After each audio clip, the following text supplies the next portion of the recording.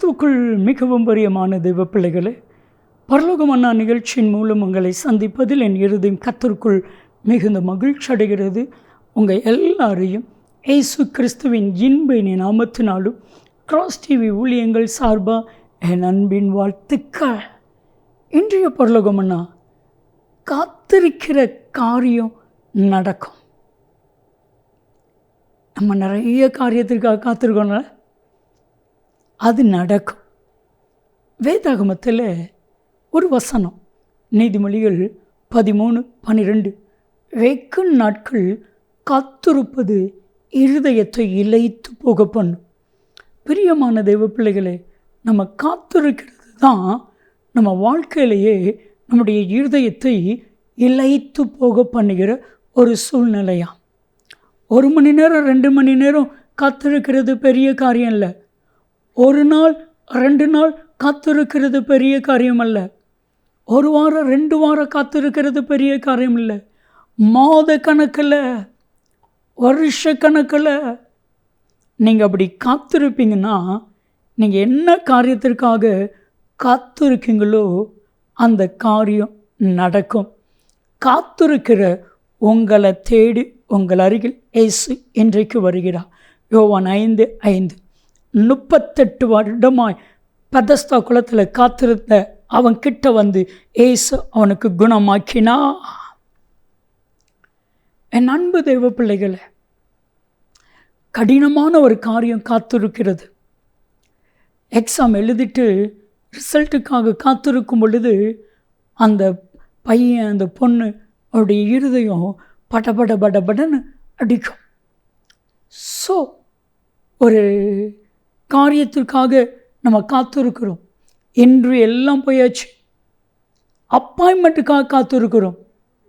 எவ்வளவு கஷ்டமாக இருக்குன்னு தெரியுமா? ஒரு நாள் ஒரு சகோதரர் வந்தாங்க. அவங்க சொன்னாங்க, பிரதர், ஒரு கம்பெனியில் இன்டர்வியூ அட்டன் பண்ணிட்டோம், 1.5 மாதத்தில் உங்களுக்கு அப்பாயின்மெண்ட் போடணுன்னு சொல்லிட்டாங்க.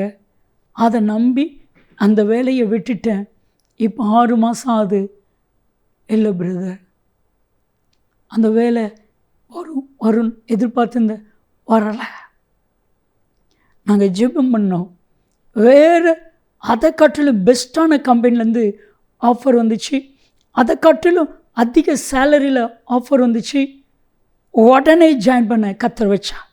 என் அன்பு தெய்வ பிள்ளைகளே, நீங்கள் நிறைய காரியத்திற்காக காத்திருக்கீங்கள. வெகு நாள் காத்திருப்பது இருதயத்தை இளைத்து போக பண்ணும். விரும்பினது வரும் பொழுது ஜீவ விருட்சத்தை போல இருக்கும். சங்கீதம் 40:1, கர்த்தருக்கு காத்திருந்தேன், அவர் என் பக்கமாய் சாய்ந்து என் கூப்பிடுதலின் சத்தத்திற்கு செவி கொடுத்தார். கர்த்தருக்கு நீங்கள் காத்திருந்தீங்கன்னா உங்கள் பக்கம் கர்த்தர் சாய்வார்.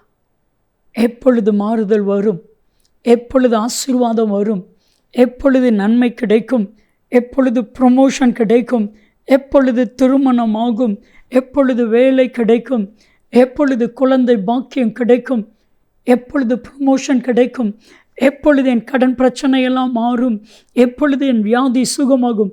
பல கோணங்களில், பல காரியத்தில் காத்திருக்கிற உங்களை தேடி ஆண்டவர் இன்றைக்கு வந்து உங்களை ஆசீர்வதிக்கிறார். ஒரே ஒரு காரியத்தை நான் சொல்கிறேன், எழுதி வச்சுக்கோங்க. எழுதி அதை ஜெபம் பண்ணுங்க. பைபிளில் குறித்து வச்சுக்கோங்க. சங்கீதம் 25:3, கர்த்தருக்கு காத்திருக்கிறவர்கள் வெட்கப்பட்டு போவது இல்லை. ஜெபிக்கலாமா? தகப்பனே, காத்திருந்த காரியம் இவர்களுக்கு வரட்டும். அப்படி செய்கிறதற்காய் நன்றி. இயேசுவின் நாமத்தில் ஜெபிக்கிறோம் ஜீவன்ல பிதாவே, ஆமென், ஆமென். காத்திருந்த காரியம் வரும். நன்மையும் கிருபையும் ஆசீர்வாதங்களும் நிச்சயமாக உங்களை தொடரும்.